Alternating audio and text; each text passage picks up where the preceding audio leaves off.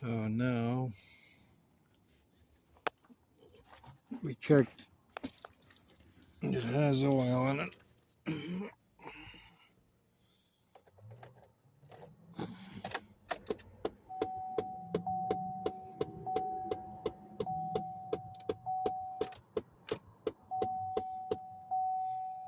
Sounds like to me that the battery is low.